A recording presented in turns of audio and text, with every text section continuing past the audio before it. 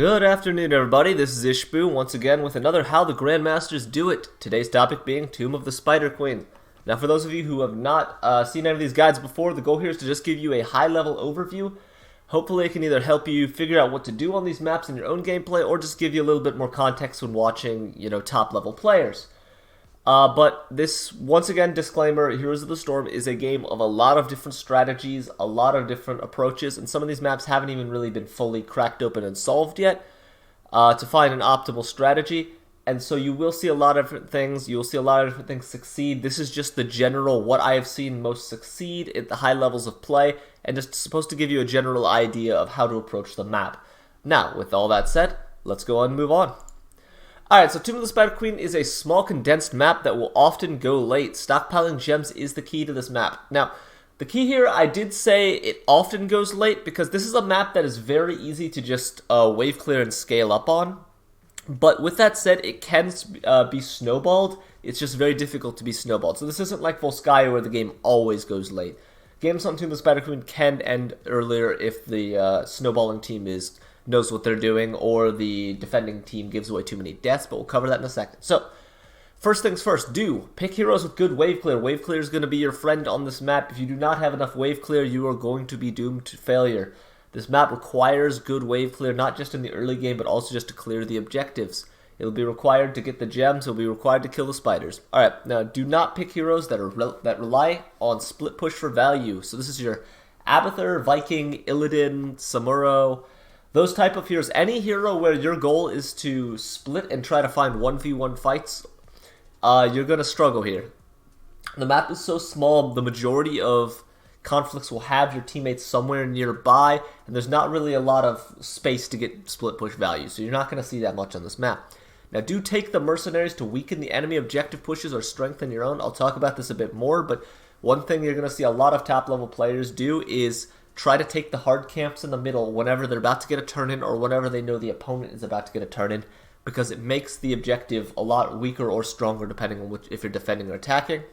And finally, do not play risky when holding a lot of gems. I said that this map was difficult to snowball, but I will say this, the only way to snowball this map is to deny the enemy's gems, which means killing whoever has the enemy's gems and preventing anyone from picking it up. If you die in a place where your teammates cannot get your gems and you're holding, 20 or 30 or more, that is how your team is going to get snowballed on. It's a massive hit to your economy and will really decrease your chances of coming back into the game. So when you have gems, you have to play safer. Alright, so heroes you'll see, I just talked about wave clear. Obviously, these top heroes should explain themselves. They just delete waves faster than anyone you'll see and will give you a lot of pressure on the map. Bonus points for Jaina because she gets to stack her globe quest super fast on this map. Alright, next are the insurance policies. I said this map often goes late, and these heroes are some of the reasons it does. These heroes are very good at just denying the enemy objective from getting value. They can just... So, Archon, anything from Nazebo, Odin, and Ragnaros with his fort, and sometimes Lava Wave, will make the enemy objective significantly weaker, give you time, and then all four of these heroes scale very well into the late game and can allow you to win late game team fights. Turn-in control. So the turn-ins are very often kind of shrouded in fog because they're between two bushes and hard to keep visions of. These heroes and a couple others like them make turning in almost impossible early game. Turning in against a Hanzo is very difficult because he can Sonic Arrow to get vision, shoot scatter arrows around corners. It's just very hard to turn in against a Hanzo because he can deny it from almost anywhere. Same with these others. Medivh obviously can just sit in bird form above you and stop it. And now finally, if you are trying to snowball, these heroes in the bottom row here get a lot of value on this map just based on how close everyone is, especially to the waves.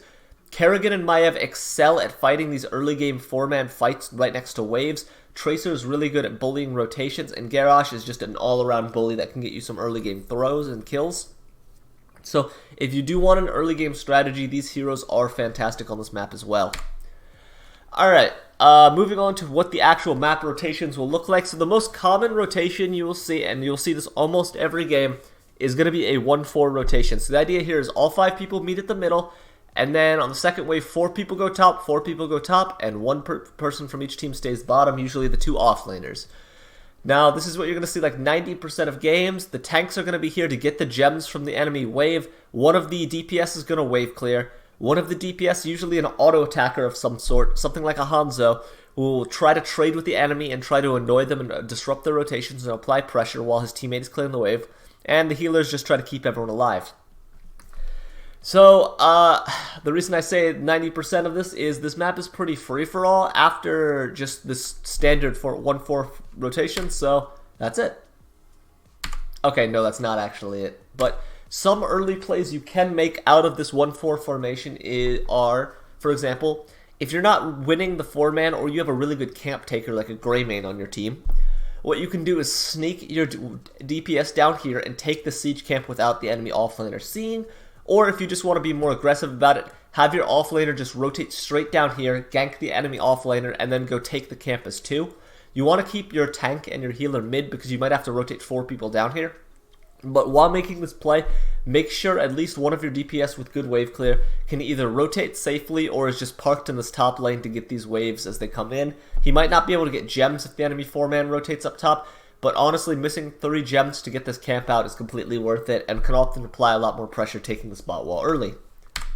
Second play is the reverse rotation. So normally people go mid to top, right?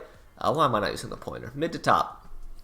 So what you can sometimes do is if you get the first rotation or you're not winning this, instead send one good DPS that's good at wave clearing, something like a Junkrat or a Jaina or something like that. Have them sit top behind the wave and just clear this, and send your rotation down bot instead. Oftentimes, offlaners are a lot weaker at defending 4-man pushes than a ranged DPS, so you can either sometimes kill this offlaner, deny all of their gems because the enemy team wants to get top, or just sit here and take his towers in his face because he's not very good at defending it. This is especially relevant to like Leorix, who are often very good in the 1v1, but suck into ranged heroes who can just bully him around here and take his wall. Alright, and finally, last play that you're going to see a lot is just a hard take. You sneak back your healer and your DPS that's good at camp taking here and try to take camps. Now, obviously, some team comps are able to just do this early whenever they want to, but more valuable is being able to do this right when the enemy is about to get a turn in. So say this right side team here had just killed someone or had gotten enough of an advantage that they were going to be able to get a turn in, and the left side team couldn't do anything about it. That's the best time to go get your camp. And the reason is, if you can save this camp, you can capture it right as the spiders hit the ground. It will come up middle, and it will completely negate this Punisher, because the early game, this camp is basically the same value as this, not Punisher, this spider.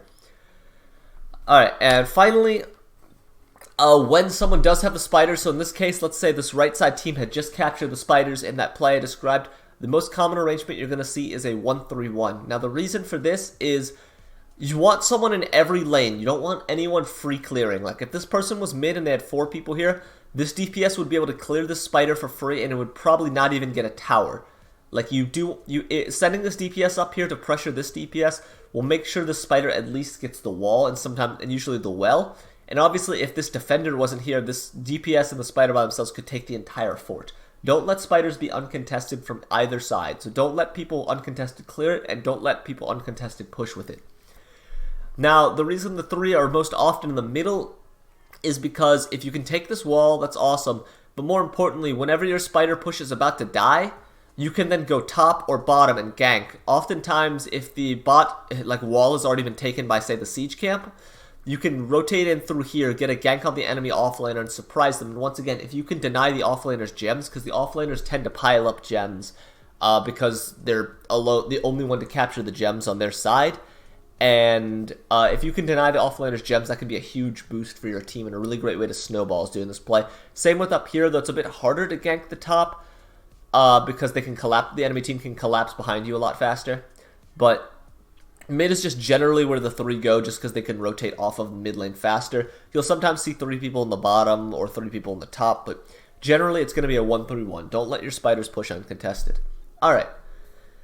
Now finally, I'm going to give you an alternative to the 1-4 rotation. I told you that the 1-4 rotation happens like 90% of games, and there's a good reason. 4 people can very easily cover 2 waves on this map, and you really do need that 4-man death bowl to make sure you get all the gems of every map, of every wave. With that said, there is an alternative way that we discovered to play this map that's a lot harder to do, but you will every once in a while see the top players do it, and it is a 3-2 rotation. So what happens is, when everyone meets us 5 in the middle at the beginning of the game, and split off for these side waves, instead of sending 4 like the right side team does here, you send 3 people top. You send a good wave clear DPS, a tank to get the gems, and a healer to keep him safe. And you send, ideally, like a Tracer or a Greymane or something, bot with your offlaner. Now, the reason you do this is because these two can then bully the enemy offlaner, take advantage of this wave. They can clear this wave, and the enemy offlaner is going to be stuck here clearing it. Because when the next mid lane comes up, this guy's still going to be stuck here bottom. He can't rotate up because there's 2 people here. And what you're going to find is the left side team now has a 5v4 in the middle because their two man was able to rotate mid because they cleared bot so quickly. So the way the 3-2 works is when you're split like this, the top lane has to play really safe. The bot lane plays super aggressive. And then when you collapse onto the middle, you collapse hard with all 5 people. You bully the enemy 4 off the wave and get this priority, and then your 3 men can go up. So this is a little bit harder of a rotation to pull off than the 1-4, and you're not going to see it very much in Storm League because it takes a lot of coordination and people don't really know much about it. But this is an alternative way to play the map that really takes advantages of punishing the enemy with a 5v4 mid lane and for punishing weak offlaner matchups. Okay, that's enough about rotations. Let's just go for a few quick tips on closing out the game. So first, as I said, deny gems from the enemy. You'd be shocked to see how many people, even at high levels, do not stop enemies from picking up gems after they've killed someone. When you kill someone, deny their gems. Also worth mentioning, it is 100% worth your time to headhunt enemy heroes that have, 20, 30 or more gems. If you see someone on the enemy team that has a lot of gems, it is completely fine to just focus all of your attention on watching them and trying to kill them the second they step out of line, because otherwise they have to play safe all the time, and it doesn't matter if the other members of their team get to the objective point, they don't have the gems. 2, stack your camps, including the boss, to increase turn-in value. So I talked about getting the hards to stop turn-in value or to increase yours for the early pushes, but the best way to end the game is to combine a top boss with a turn-in and just end through top. You're going to see that a lot in competitive play. And finally, the best fort to focus early, as I said with the 1-3-1, is the middle fort, because the middle fort opens up the map and allows you to gank the side lanes a lot more easily. But with that said, the middle keep is basically worthless. The best keeps in the game are going to be the bottom and the top keep. Now, the top keep, if you can get it or get the wall for it, it makes the boss turn-in that we just talked about earlier a lot more lethal. And the bottom keep is really valuable because it means katas start stacking up in the bot side of the map. And if they start stacking up in the bottom side of the map, the winning team can just sit outside of boss, which is on the top side of the map, and now the enemy team has to make a constant decision between answering the katas or checking boss, and it just puts the enemy in a no-win situation. So top and bottom keeps are the win conditions, but the middle fort is usually the best one to get first. And finally, tips for coming back from behind: do not die with gems. Like, the game is always winnable as long as your team has gems. It is fine if you are stockpiling gems. It is fine if you have 100 or more gems. Don't die with gems. Like, just wait for your chance. Eventually, the enemy team will run out of gems, and you'll have your chance on even talent tiers. 2, capture your own hard camps. We covered this multiple times, so I won't repeat it too much here. Just capture your own hard camp when the enemy gets a turn-in. 3, don't die when an enemy has just gotten a turn-in. So this one, the easiest way to get snowballed on this map is for your enemy to turn in, and then immediately kill one of your teammates. If one of the defenders is dead when the turn-in starts, and the spiders are about to land, the turn-in will get like twice as much value as it would normally. So the second the enemy gets a turn-in, honestly, it is completely fine to just sit behind your walls and have no one die, and you shouldn't lose very much of it. Like, you can be very patient on this map. This isn't a map where you have to take very many risks. And finally, just weather the storm. Eventually your opponent will run out of gems. They will start having to make super extended pushes to get gems because all of the waves will be on your side. So just, as I said, be patient. This is a map where patience and defensive play can get you a very long way. Just wait your turn, keep your gems safe, and just look for one good team fight when you're on even talent tiers. Alright, finally, once again, you've seen the socials. I hope this guide was helpful to you. You can go ahead and give me a follow if you want more information about this, or if you just want to see more high-level gameplay. Heroes Hearth is holding a very high-level tournament for players of both the EU, NA, and Korean regions right now. So go ahead and follow their channel as well if you want to catch up on this. But I will even be co-casting a little bit of that on my Twitch stream when I can. Anyways, this has been another guide from Ishbu. I hope it was helpful to y'all, and have a very nice day.